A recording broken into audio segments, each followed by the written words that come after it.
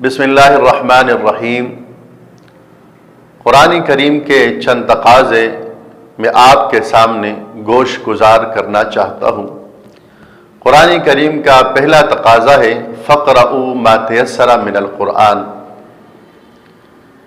قرآن کریم کو آسانی کے ساتھ کچھ نہ کچھ پڑھتے رہا کرو، یعنی ایک مسلمان کے روزمرہ کے معمولات میں قرآن کریم کی تلاوت ہونی چاہیے۔ قرآن کریم کا دوسرا تقاضا ہے وَرَتِّلِ الْقُرْآنَ تَرْتِیلًا۔ قرآن کریم کو ترتیل سے صحیح تلفظ کے ساتھ اور درست لہجے میں پڑھنا چاہیے، اور یہ ضروری ہے اور ہر زبان کے لیے ضروری ہے، چاہے پشتو ہو، پنجابی ہو، سندھی ہو، انگلش ہو، کہ اس زبان کا صحیح حق ادا کرنا یہی ہے کہ آپ اس زبان کو صحیح تلفظ اور اس زبان کے لہجے میں پڑھیں۔ اور قرآن کریم کے لیے اس لحاظ سے بھی ضروری ہے کہ ایک لفظ اگر آپ صحیح نہ پڑھیں تو اس سے معنی بھی بگڑ جاتا ہے اور ایمان سے بعض اوقات بھی ہاتھ دھونا پڑتا ہے۔ قرآن کریم کا تیسرا تقاضا ہے بل ہوا آیات بینات فی صدور الذین اوتوا العلم۔ قرآن کریم اللہ جل جلالہ کی آیات ہے، اہل علم کے سینوں میں ہوتی ہے۔ یہاں شاہ عبد القادر محدث دہلوی رحمۃ اللہ علیہ نے ایک جملہ لکھا ہے کہ قرآن کریم کی اصل جگہ سینہ ہے اور کتابت امر زائد ہے۔ اس کا مطلب یہ ہے کہ قرآن کریم یاد ہونا چاہیے۔ کتابت تو ہماری ضرورت ہے، اگر یاد نہ ہو تو لکھا ہوا پڑھ لیں۔ قرآن کریم کا چوتھا تقاضا ہے حتی تعلموا ما تقولون۔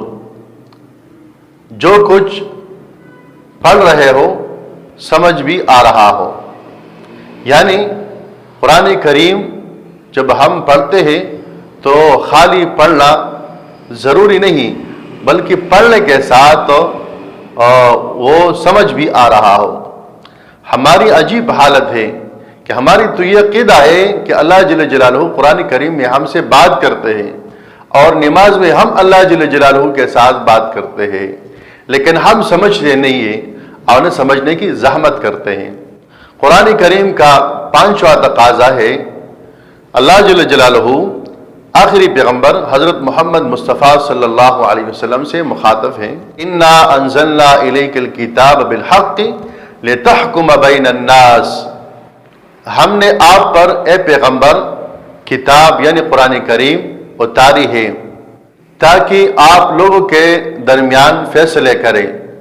قرآن کریم ایک فیصلہ، ضابطہ اور قانون کی کتاب ہے۔ ہماری بدقسمتی ہے کہ آج ہم اپنے گھریلو، معاشرتی، سیاسی، سماجی، تجارتی، قانونی معاملات میں قرآن کریم سے رہنمائی حاصل نہیں کرتے۔ ہونا تو یہ چاہیے کہ قرآن کریم ہمارے درمیان ہو اور گھریلو، معاشرتی اور تجارتی، سیاسی، قانونی ہر جگہ ہم اس سے رہنمائی حاصل کریں، اور یہ ہمارے لیے بہت بہتر ہوگا۔